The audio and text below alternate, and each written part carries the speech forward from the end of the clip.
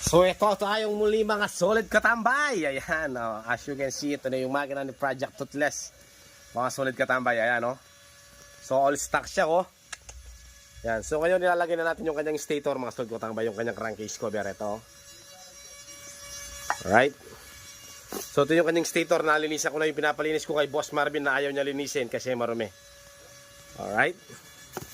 So mga solid katambay, install na natin to para mabawasan na siya kahit konting konting mga trabaho dito mga solid katambay. Ayan So as you can see, nalinisan naman natin yung makina ni Project Toothless kahit papano. Pag nagkapera tayo, ipapa-vapor blast natin yan. What? Alright. At dito nga mga solid katambay ay nagkaroon tayo ng konting problema dito sa bandang torelyuan ng putres ni Project Toothless. Tsaka yung kanyang niya, na-oversize na natin yung kanyang drain plug. So ito siya. Ayan, as you can see mga solid katambay, nilagay na natin to. Ayan, linagyan ko ng copper washer. So dati siyang sabon ko yung ginawa na natin ng itin. And then hindi ko napansin ito mga solid katambay, nung bago ko siya in-assemble is putol pala yung isa. So titirain natin yan. So kahit pa paano, luminis naman yung makina ni Project Toothless. Ito yung dati niya Ayan. So konting linis pa mga solid katambay. Konting pa yan, linisan pa natin. At dito, naisalpak ko na yung kanyang crankcase magnet Ayan. Nice. Kanyang bolts. Alright, so malapit na matapos si Project Toothless, may sasabit na natin yung kanyang makina mga solid katambay. So didiskartehan ko muna to.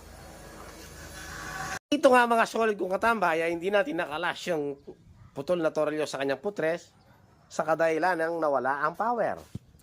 Oh no! Ayan. So sa ngayon mga solid katambay, hanggang dyan na muna. Linisin mo muna natin yung kanyang makina. Salamat. At dito nga mga solid kong katambay, ayan, na-install na natin yung ating crankcase kit na may clutch. Ayan, so syempre kasabay yan nice. Kaya ating CNC na Wow! ano yan, cap. Anong tawag dito pare? Oil cap. What? Ayan, so ayan na po. And then nandito na rin yung kanyang pinaka clutch holder. Alright.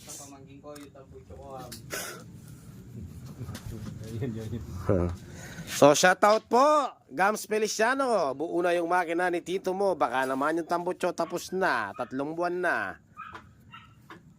Alright. So yun na po yung ating makina So kahit pa paano mga solid kong katambay, luminis na po ang ating makina.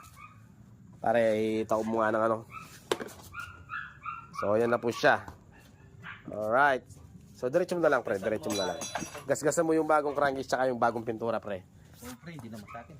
So ito na po ang engine ni Project Toothless. So as you can see mga solid kong katambay, luminis na at buo na. Ayan na po siya. Alright, so bukas siguro kung hindi tayo okupado o busy, isasabit na natin to. Alright. Pero di tayo makakaporma bukas kasi may tayo bukas. May mission. So ayan, na-install ko na rin yung kanyang duo cap na concave mga solid kong katambay. Ayan. So habang wala tayong budget, stock bolts muna ang ginamit natin. Yan, baka may gusto mag-sponsor ng crankcase bolts ng ating Project Toothless na si Wave 125. Alright. Ayan na po. So ang specs po ng makina natin is stock bore. All stock po siya, kumbaga ni-restore lang natin mga solid kong katambay. Ayan. So wala pong karga-karga yan, pero magpapalit siguro tayo ng curve mga solid kong katambay kasi gusto ko medyo malaki yung bunga ng ating curve. Yung tunog kargado para formado mga solid kong katambay. Ayan. So ito po yung update ng ating Project 125 na si Project Toothless. Alright. So bukas lalagay natin yung kanyang all seal. Ngayon ipapakita ko sa inyo mga solid kong katambay kung umaandar nga ba ang kanyang clutch mga solid kong katambay. So ganito lang ang gagawin natin.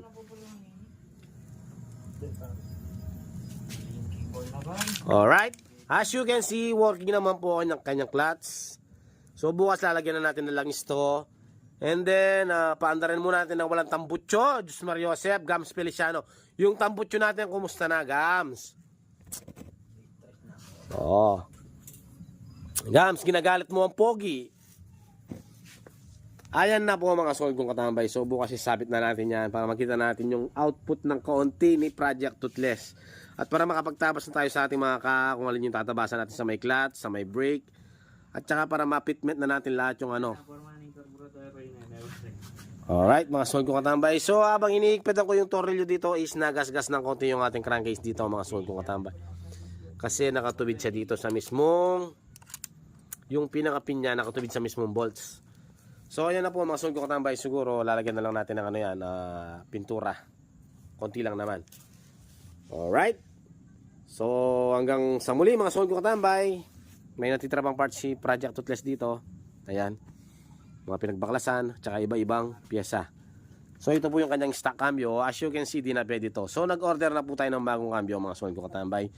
Samantalang ito, busy-busy siya sa kanyang ginagawa na Mio sports car na ayaw umandar. So galing po sa ibang mekaniko yan. Di namin alam saan galing mga sold kong katambay. Pero aayusin niya at itutuwid. Itutuwid ang kanyang andar. O, shoutout mo, taga-Giling Bibe. Shoutout! So hanggang sa muli mga sold kong katambay, hanggang dito na lang ang ating palatuntunan na si Project Toothless. So ito na po yung langis niya. RS8 Ecoline lang ang saka lang. Peace!